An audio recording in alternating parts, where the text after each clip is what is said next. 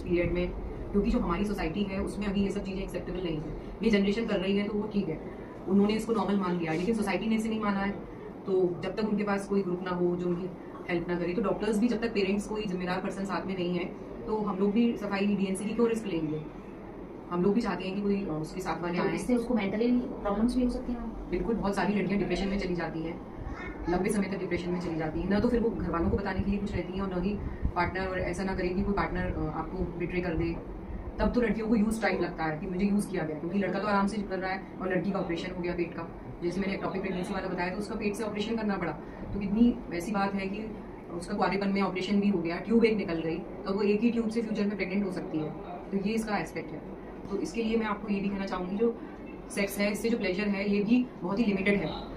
आप जो है अपना कैरियर बनाइए, पहले पढ़िए, तो उसके बाद अगर आप ये सब चीजें करते हैं शादी के बाद, तो उसमें आपकी सोसाइटी, फैमिली सब आपके साथ है। इधर आप अकेले काम कर रहे हैं, कोई भी चीज अगर आप छुप के कर रहे हैं, सोसाइटी की नॉलेज के बिना कर रहे हैं, तो वो अच्छा नहीं है। इस चीज का प्रभाव उसके कैरियर पे भी पड़ेगा। बिल्कुल, जब आप मेंटली अनस्टेबल हो, आपको यही नहीं पता कि आपका क्या क्या चीजें आपके साथ हो सकती है, तो कैरियर पे फर्क पड़ता है।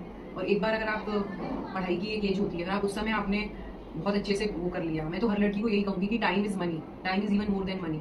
अगर आप मतलब आप टाइम वेस्ट करोगे तो टाइम आपको अल्टीमेटली किल कर देगा। तो जो आपके इंपॉर्टेंट ईयर्स हैं, इसमें आप अपना पढ़ाई लिखाई कैरियर पे फोकस करो, और फिर अपनी इच्छा से शादी आप जिससे भी करना चाहें। लेकिन प्री मैरिटल सेक्स में, शादी से पहले सेक्स में जो लड़कियों को, मैंने आज तक किसी लड़की को खुश नहीं देखा, तो उनको जो प्रॉब्लम्स होती हैं वो मैंने आपको बताई।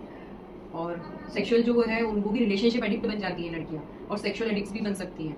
उनको मतलब कोई ना कोई चाहिए, लड़कों को भी चाहिए, फिर लड़की को भी चाहिए। सेक्स का भी एडिक्शन है और रिलेशनशिप का भी एडिक्शन है। फिर वो एक रिलेशनशिप से दूसरी रिलेशनशिप में जाती हैं और दूसरा सेक्सुअल पार्टनर ढूंढती हैं, और इसका कभी आपको फुल सेटिस्फैक्शन उतना कभी मिल नहीं पाएगा, क्योंकि सेटिस्फैक्शन जो है, everything is from your mind. अगर आपके पास कम भी चीज़ें हैं लेकिन आप संतुष्ट हैं तो बेस्ट है, और अगर आपके पास सब कुछ है और आपके दिमाग में ही अशांति, आपको कुछ अच्छा नहीं लग रहा, तो ये वाली बात नहीं है। मैम, ये जो सर्जरी आपने बताई, एक्टोपिक सर्जरी ऑपरेशन, तो इसके बाद उस लड़की को आगे मैरिड लाइफ में भी प्रॉब्लम हो सकती है कि नहीं? उससे कोई मतलब देखो, मैरिड लाइफ में उसका एक ऑपरेशन हो चुका है ना, फ्यूचर में उसको सिजेरियन से बच्चा होगा, तो ऑलरेडी वो एक ऑपरेशन उसका हो चुका है, और एक्टोपिक प्रेगनेंसी बहुत कॉमन है। और इन्फेक्शन नीचे से ऊपर जा सकते हैं, जिससे ट्यूब्स ब्लॉक हो सकती हैं, चांस उसके रहते हैं, कम ही चांस रहते हैं। जैसे क्लमाइडिया, गोनोरिया, ये सब सेक्सुअली ट्रांसमिटेड इन्फेक्शंस होते हैं, तो ये ट्यूब्स वगैरह भी ब्लॉक कर सकते हैं, तो प्रेग्नेंट वैसे भी होने में उसे दिक्कत रह जाएगी। तो शादी के बाद